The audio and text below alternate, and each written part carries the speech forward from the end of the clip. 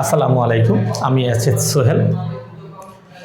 আপনারা সবাই জানেন আমি দীর্ঘদিন ধরে শিক্ষকতা পেশায় রয়েছি। মূলত আমার অনলাইনে বেশি একটা ক্লাস নেওয়া হয় না বললেই চলে। আমি যদি আপনাদের থাকে সহযোগিতা, আমি অনলাইনে বিভিন্ন ক্লাস নেওয়া শুরু করতে যাচ্ছি। তো আজকে আমি একটা পরীক্ষামূলক একটা ক্লাস চাচ্ছি আপনাদেরকে উপহার দেওয়ার জন্য। আশা করি আপনারা এই ক্লাসটা শেষে আপনারা মন্তব্য জানাবেন। আমি তাহলে শুরু করছি। আমরা যদি সবাই চিন্তা করি যে আমি আপনাদের সামনে এখন দাঁড়িয়ে আছি, কথা বলছি, একটা ক্লাস রেকর্ডিং করছি, এই ক্লাসের শেষে আমি কি করব? যদি বলি আমি বাসায় যাব, তারপর নামাজ পড়ব, এই বাসায় যাব, এই পুরা বাক্যটির সর্বশেষ যে শব্দটি রয়েছে সেটা হচ্ছে যাব। এই যাবর সর্বশেষ অক্ষরটা হচ্ছে ব। তাহলে আমরা যদি ভবিষ্যতে কোনো কাজ করতে চাই তাহলে সেই শব্দের সাথে আমাকে ব বাংলায় ইউজ করতে হবে, ব। যদি আমি আমাকে না নিয়ে অন্য মানে আমার সম্পর্কে না বলে অন্য কারো সম্পর্কে বলি তাহলে সেটা হবে বে। করিম বাসায় যাবে, সর্বশেষ অক্ষরটি হচ্ছে বে। তাহলে আমরা এতটুকু বুঝতে পারছি, এই মুহূর্তের পর থেকে আমরা যে বাক্যগুলো চিন্তা করব বাংলায়, সেই বাক্যগুলোর সাথে অবশ্যই ব এবং বে এই দুটি অক্ষরের যে কোনো একটি থাকবে। তাহলে যদি আমি একটু বলি, যেমন যাওয়া ইংলিশ হচ্ছে গো, খাওয়া ইংলিশ হচ্ছে ইট, একইভাবে যদি আমরা চিন্তা করি যে ব এবং বে এই দুইটি শব্দের ইংলিশ মিনিং কি হবে, তাহলে এই বয়ের জন্য ইংলিশ মিনিং হবে শাল, আর এই বের জন্য হবে উইল। তাহলে বয়ের জন্য আসবে হচ্ছে শাল আর বের জন্য হচ্ছে উইল। যদিও বর্তমান ব্যাকরণবিদরা, বিশেষ করে ব্রিটিশ ইংলিশের ক্ষেত্রে শেলটাকে বাদ দিয়ে সবসময় উইল অ্যাপ্লাই করা হয়। তাহলে আমি বলতে পারি ব অথবা বে এই দুটি শব্দের ইংলিশ হচ্ছে উইল। তাহলে আমরা এই কৌশলটা অ্যাপ্লাই করে আমরা যে কোনো সেন্টেন্স তৈরি করতে পারি। একটু দেখি আমরা তাহলে কিভাবে আমরা সেন্টেন্স তৈরি করব। আসেন, আমি কিছু ভার্ব লিখছি বোর্ডে। গো,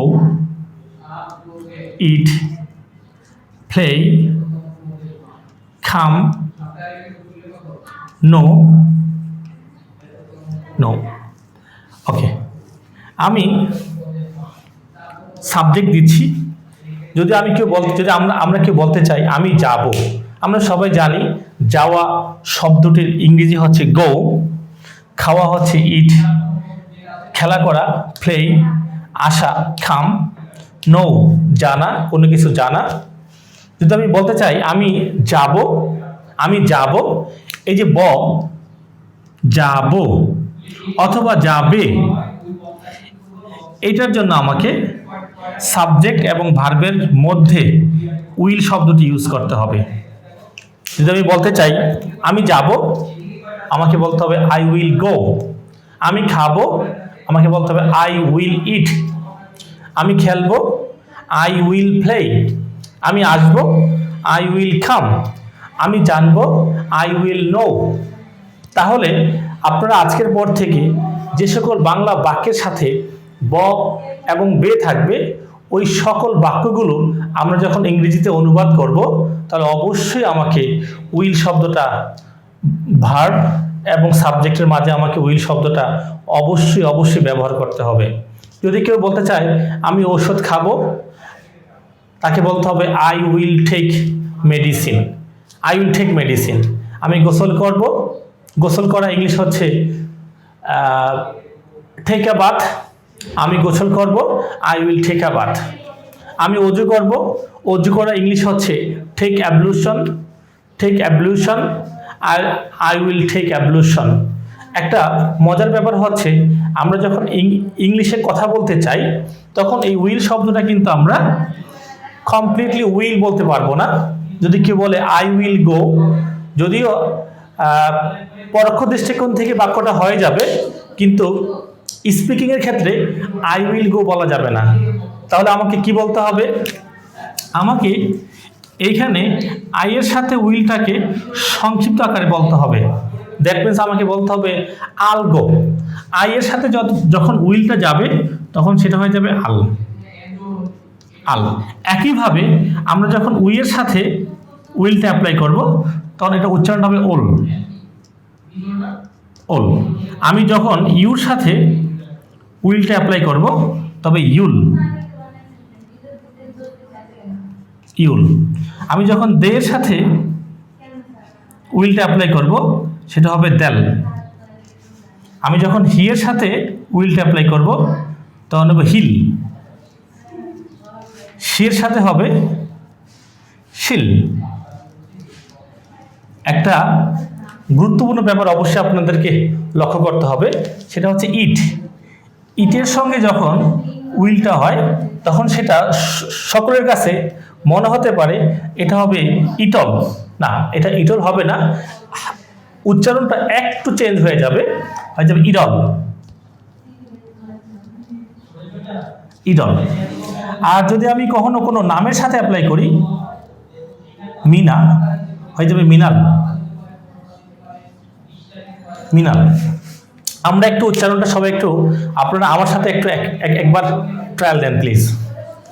আল, ওল, ইউল, দেল, হিল, শিল, ইডল, মিনাল। তাহলে চলুন আমরা বাক্য তৈরি করি। আমি যাব, আল গো। আমরা যাব, ওল গো। তুমি যাবে, ইউল গো। তারা যাবে, দেল গো। সে যাবে, হিল গো। সে যাবে, শিল গো। ইহা যাবে, ইডল গো। মিনা যাবে, মিনাল গো। একইভাবে আপনারা যখন এই গো শব্দের পরিবর্তে অন্য যে কোনো শব্দ, যে কোনো ভার্ব আপনি অ্যাপ্লাই করবেন, বলতে হবে আল ইট, ওল ইট, ইউল ইট, দেল ইট, হিল ইট, শিল ইট, ইডল ইট, মিনাল ইট। আশা করি আপনারা ব বে যুক্ত বাক্য তৈরি করতে অনেক সুবিধা হবে।